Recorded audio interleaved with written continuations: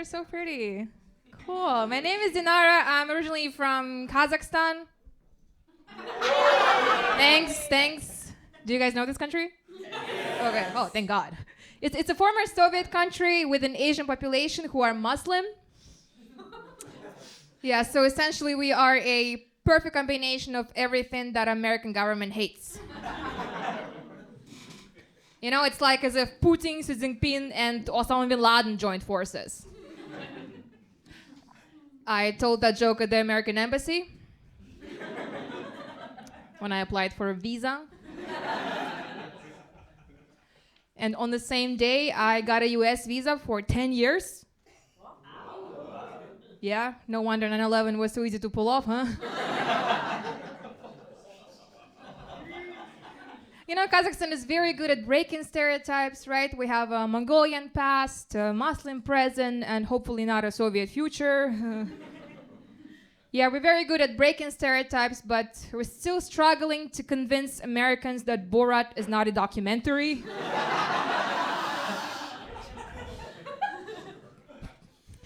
That's why, guys, it's so hard for me to explain to foreigners like what I am, you know, because I'm such a mindfuck, Asian, Russian, Muslim. I'm like a bad replica of an original brand.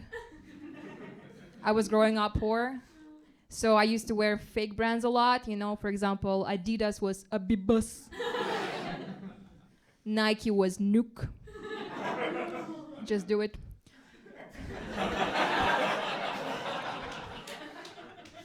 Puma was Puma because nobody wears that shit. And sometimes you would get an Adidas shoe with an Adidas logo on it, right? And a Nike logo on it on the same shoe. That's what I am. A Biba Snook. Forever fake. Now I live in Europe. It's been 6 years. I live in Germany. And you know, guys, when I first came to Germany, I had a culture shock. Actually, I was shocked by how audacious children are here. I was passing by the kindergarten and I saw this 4-year-old. She was talking to her teacher and she was like, "I'm not gonna eat this porridge. It has milk in it and I'm vegan." When I was 4 years old in Kazakhstan, I had a job.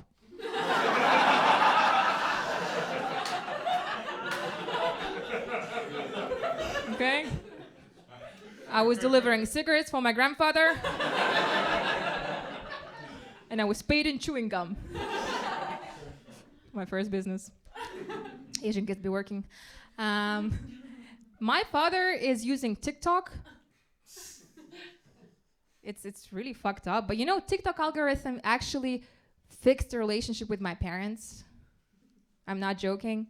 Like my dad, one day, he sent me this really sweet TikTok. You know, it said, "Happy birthday, daughter." Aww. Yeah, so emotional. Then the TikTok algorithm took over, right? So now he's getting videos like, "Daughters are a gift. Unresolved trauma makes you bold." So now he's calling me. You know, he's hugging me. Like TikTok algorithm gave my dad personality software update. Thank you, China. I didn't know that global data theft will get me a hug from my dad. I just turned 23. Yeah, emotionally. Physically, I'm 30. Yeah, so in my country, in Kazakhstan, I reached that age where I can only marry divorced guys now. Or as my grandma says, I'm on a secondary market. But because I'm dating in Berlin, I would actually say I'm on a flea market. You know, going through trash, trying to find like single monogamous people who don't use drugs. But I don't want to complain. Actually, I do get enough attention from guys. This can happen if you're an Asian girl with a Russian accent. Yeah, all the boys are yours. All the perverts. Yeah, I'm basically 2 categories of Pornhub combined.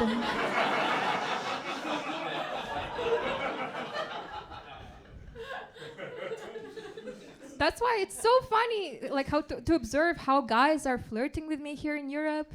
Like in their flirting, there's usually like a sprinkle of racism. I love it. I was at a coffee shop the other day, and this German dude comes up to me, and he's like, "Hello. You know, I'm also the Buddhist." I'm like, "Great. I'm Muslim." And he goes, "Me too."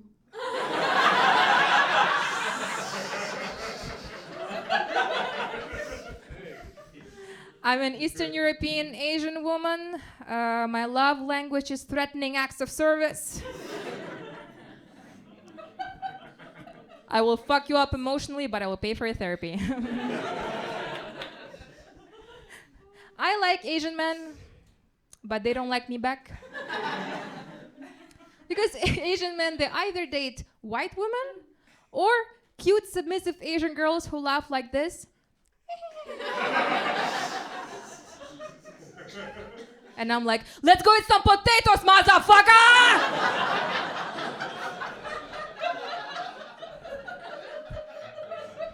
And that's how you end up with Eastern European men. Men from Eastern Europe love me because I remind them of their moms. I cook for them and I beat them up. Just kidding, I can't cook.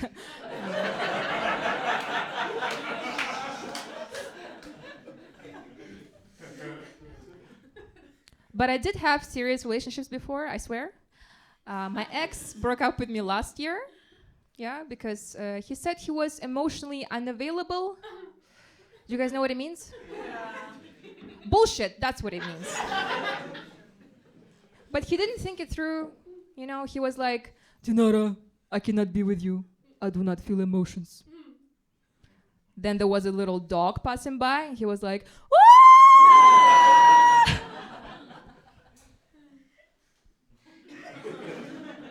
Yeah, it's been a year since he broke up with me.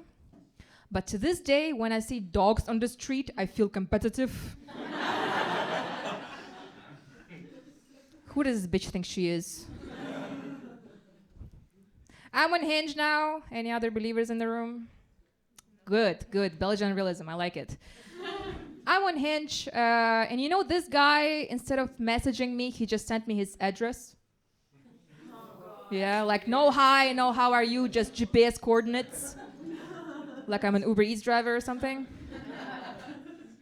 So I robbed him.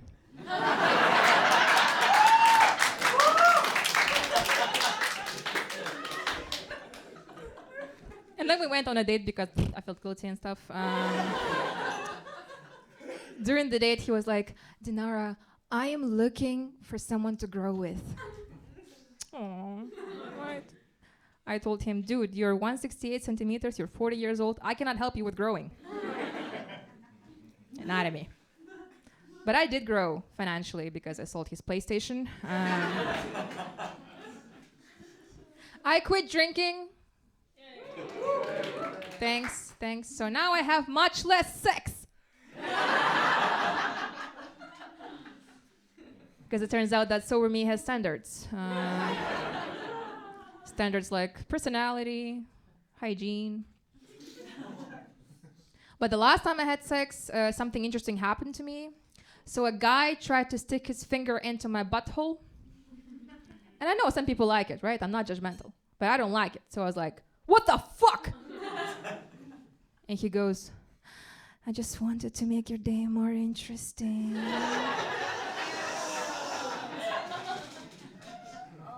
If I want to make someone's day more interesting, I don't do that.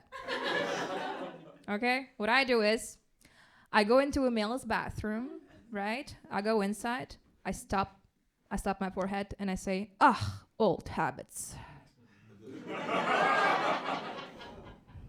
Then scratch my vagina and I go outside. Okay, no trans jokes, got it. I love it when white people realize that they just behaved like a racist person and they start panicking. I was at a coffee shop the other day, about to pay my bill. And then I realized it wasn't actually my bill. So the waitress thought I was another Asian person in the room. Yeah. And wanted me to pay for him.